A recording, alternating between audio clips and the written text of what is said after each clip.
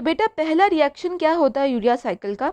Step 1, तो जो आपका अमोनिया आपके लिवर तक पहुंच गया है फ्रॉम द पेरिफेरल टिश्यूज़, उसमें आपका लिवर बाइकार्ब ऐड करता है, 2 एटीपी के मॉलिक्यूल्स ऐड कर देता है और कन्वर्ट कर देता है इन सब को carbamoyl phosphate plus 2 ADP and 1 phosphate group. और जो एक और फॉस्फेट ग्रुप निकला था वो ऐड हो गया था अमोनिया में to convert it into carbamoyl phosphate. It is catalysed by the enzyme known as carbamoyl phosphate synthetase. और ये रिएक्शन आपका माइटोकॉन्ड्रिया में हो रहा होता है।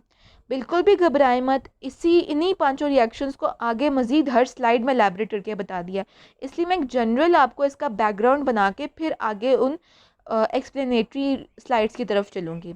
तो पहला रिएक्शन याद रखना है कि ammonia plus bicarb plus 2 ATP is equal to carbamoyl phosphate plus 2 ADP plus phosphate and the enzyme is carbamoyl phosphate synthetase. Second reaction that is taking place is इसी जो कार्बामोइल फॉस्फेट प्रोडक्ट में बना है यही second step का reactant है। तो इसे कार्बामोइल फॉस्फेट में जब ऑर्निथीन ऐड करते हैं तो ये कन्वर्ट हो जाते हैं रिएक्टेंट्स इनटू सिट्रोलिन प्लस एक फॉस्फेट ग्रुप निकल जाता है and this reaction is catalysed by the enzyme known as ornithine transcarbamoylase. ठीक हो गया? So this was the second reaction. Third reaction में सेकेंड रिएक्शन का ही प्रोडक्ट है। तो जो सिट्रुलिन सेकेंड रिएक्शन में बना था वो थर्ड रिएक्शन का ही रिएक्टेंट है और इस सिट्रुलिन में थर्ड रिएक्शन में एस्पार्टेट और एक मॉलिक्यूल एटीपी का ऐड कर देंगे तो ये अर्जिनिनो सक्सिनेट बनाएगा, एएमपी बनाएगा और 2 फॉस्फेट ग्रुप्स रिलीज हो जाएंगे and the enzyme is argininosuccinate synthetase. मतलब कि जो प्रोडक्ट बन रहा है वो सिंथेसाइज हो रहा है ना, तो उसका एंजाइम भी वही है, argininosuccinate synthetase. Fourth reaction is इस अर्जिनिनो सक्सिनेट की ब्रेकडाउन होती है into arginine and fumarate and the enzyme is argininosuccinase. मतलब ब्रेक डाउन हो रहा है। इस फोर्थ रिएक्शन में अर्जिनिन और फ्यूमरेट बनते हैं एज प्रोडक्ट्स। फिर फिफ्थ रिएक्शन में जो फोर्थ रिएक्शन का प्रोडक्ट था अर्जिनिन, ये फिफ्थ रिएक्शन का रिएक्टेंट है और इस अर्जिनिन की जब हाइड्रोलिसिस होती है it is converted into ornithine and ultimately urea. तो ये यूरिया जो उनसे आपकी बॉडी से एक्सक्रीट आउट हो जाएगा और जो ये ऑर्निथीन बना है ये दोबारा से आपके जो आपका सेकेंड स्टेप है यूरिया साइकिल का, कार्बामोइल फॉस्फेट प्लस ऑर्निथीन, वहाँ पे ये रिसाइकिल हो जाएगा, मतलब दोबारा यूज़ हो जाएगा। और ये फिफ्थ रिएक्शन का एंजाइम आपका है आर्जिनेज। ठीक हो गया? तो एक जनरल प्लान तो आपके दिमाग में बन गया है ना। अब हम इन इंडिविजुअल रिएक्शंस को देखेंगे कैसे हो रहे हैं, फिर आपको अल्टीमेटली ये याद भी हो जाएंगे। और मज़ीद आपको और बेहतर करने के लिए कॉन्सेप्ट्स मैंने एंड पे समरी नोट्स भी रखे हैं। तो मैं तो अपनी तरफ से फुल एफर्ट करती हूँ कि आपको एक चीज़ बार बार बताने से याद हो, लेकिन this is not spoon feeding, you have to put your own efforts in it in order to memorise this. और इसी तरह फिर मैंने सुनना भी है, इसी तरह मैं क्विज़ भी लूँगी। फिर तब मुझसे कोई बच्चा ये शिकायत ना करे कि मैम समझ नहीं आई या आपने एक्सप्लेन नहीं किया या आपने बताया नहीं। जैसा मैं सुनाती हूँ, जैसा मैं लेक्चर देती हूँ, मैं वैसा किसी सुनती भी हूँ। तो बेटा ये पहला स्टेप क्या है यूरिया सिंथेसिस का? पहला स्टेप क्या है? कार्बामोइल फॉस्फेट की सिंथेसिस। सो यही बताया कि बाइकार्बोनेट में पहले एक एटीपी का मॉलिक्यूल ऐड हुआ तो ये बाइकार्बोनेट कार्बोक्सी फॉस्फेट में कन्वर्ट हो गया है। बेसिकली ये जो पहला रिएक्शन है ना उसको उसने इंटरमीडिएट्स में बता दिया है कि किस तरह आपका जो बाइकार्बोनेट अमोनिया और एटीपी है ये कार्बामोइल फॉस्फेट में अल्टीमेटली कन्वर्ट हो रहा है। तो बेसिकली बाइकार्बोनेट में इनिशियली एक एटीपी का मॉलिक्यूल ऐड होगा तो ये कार्बोक्सी फॉस्फेट में कन्वर्ट हो जाएगा। ठीक है? अब इस कार्बोक्सी फॉस्फेट में फिर अमोनिया ऐड होगा तो ये कार्बैमिक एसिड में कन्वर्ट हो जाएगा। फिर इस कार्बैमिक एसिड में एक और एटीपी का मॉलिक्यूल ऐड हो जाएगा तो ये कार्बैमिक एसिड कार्बामोइल फॉस्फेट में कन्वर्ट हो जाएगा। ऐसा ही है। तो ज़रा आप एक दफ़ा रिएक्टेंट्स गिन ले कौन कौन से हैं। बाइकार्बोनेट है, अमोनिया है और 2 एटीपी के मॉलिक्यूल्स हैं। वही हमारे पहले रिएक्शन के रिएक्टेंट्स भी हैं कि ammonia, bicarbonate and 2 ATP molecules, ठीक है। और जो कार्बोक्सी फॉस्फेट और कार्बैमिक एसिड है ये इंटरमीडिएट्स हैं, ये रिएक्टेंट्स नहीं है, ये इंटरमीडिएट्स हैं जो अल्टीमेटली कार्बामोइल फॉस्फेट बना रहे हैं। So the first reaction is bicarbonate plus ammonia plus 2 ATP which ultimately form carbamoyl phosphate. Second reaction में क्या होता है कि यही कार्बामोइल फॉस्फेट जो पहले रिएक्शन का प्रोडक्ट था वो सेकेंड रिएक्शन का रिएक्टेंट है। तो इस कार्बामोइल फॉस्फेट में जब ऑर्निथीन ऐड हो जाएगा तो ये कन्वर्ट हो जाएगा इनटू सिट्रुलीन, और ये इस रिएक्शन का एंजाइम कौन है? Ornithine transcarbamoylase. मतलब आप देखेंगे ऑर्निथीन का भी नाम है और कार्बामोइल का भी नाम है, तो इन दोनों को जो आपस में रिएक्ट करवा रहा है तो उस एंजाइम का नाम क्या है? Ornithine trans कार्बामोइलेज। ईजी है याद करना। सो this was the second reaction of urea cycle.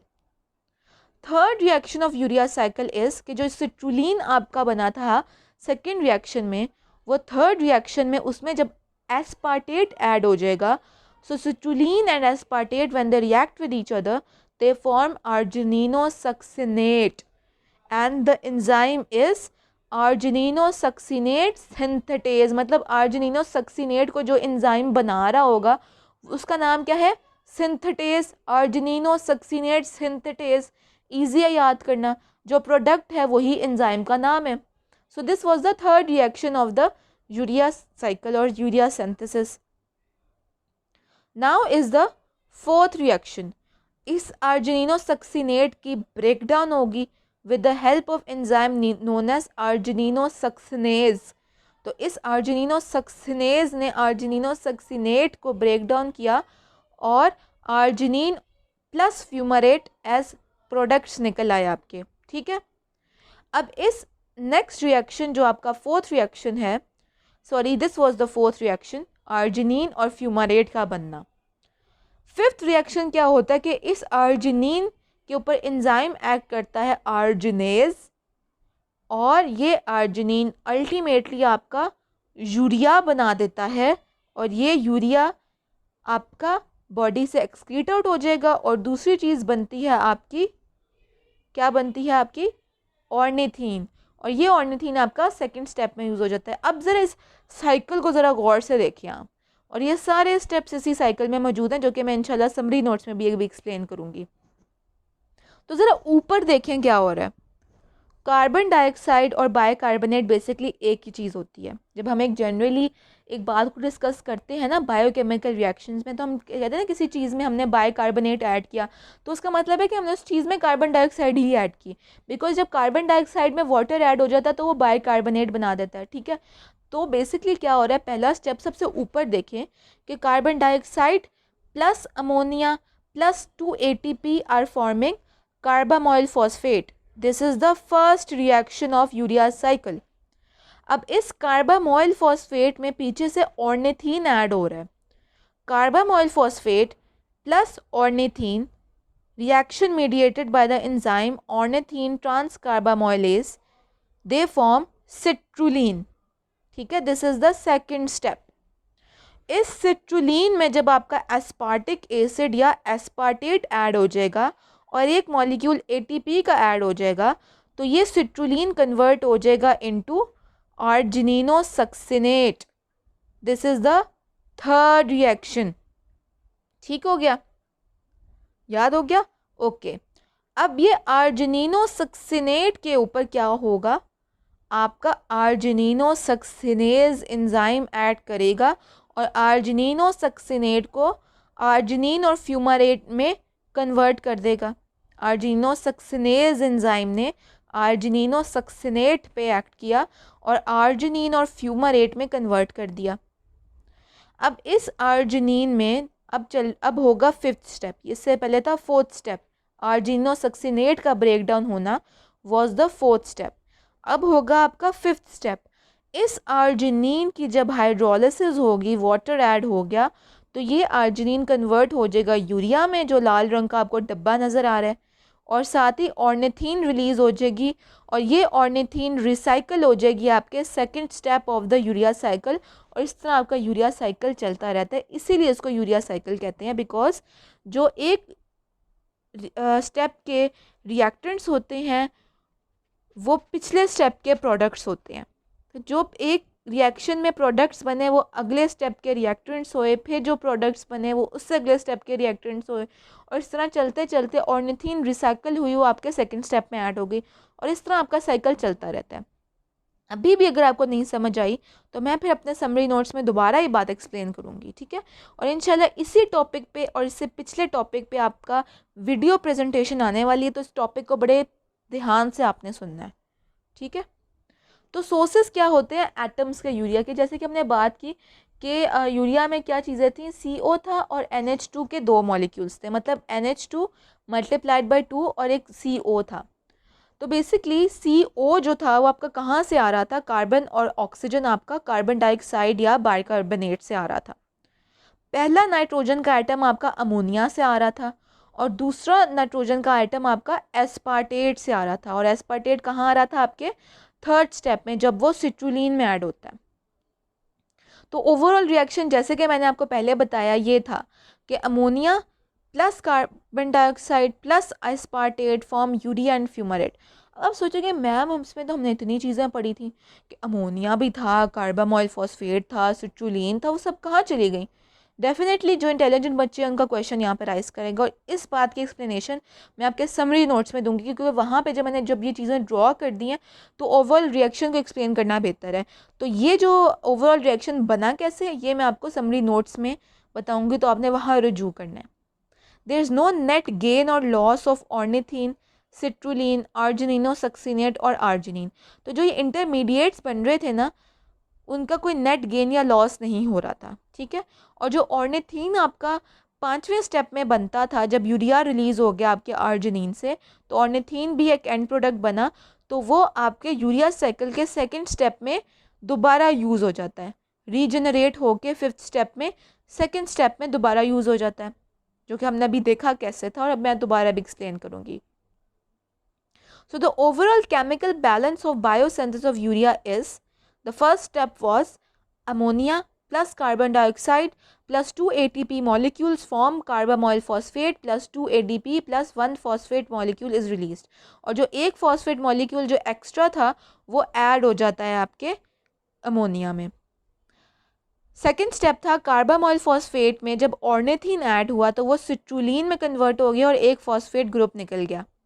अब इस सिट्रुलिन में जब ATP और एस्पार्टेट ऐड हुआ तो आर्जिनिनोसक्सिनेट बना, AMP रिलीज़ हुआ और 2 फॉस्फेट के मॉलिक्यूल्स रिलीज़ हुए। आपको पता है कि जो ये ATP होता है एडिनोसिन ट्राईफॉस्फेट होगा, तो ट्राईफॉस्फेट से मुराद क्या है, इसमें ट्राईफॉस्फेट है, इसमें इसमें बेसिकली 3 फॉस्फेट के ग्रुप्स होते हैं और एंड वाले 2 फॉस्फेट के ग्रुप्स में हाई एनर्जी बॉन्ड्स होते हैं।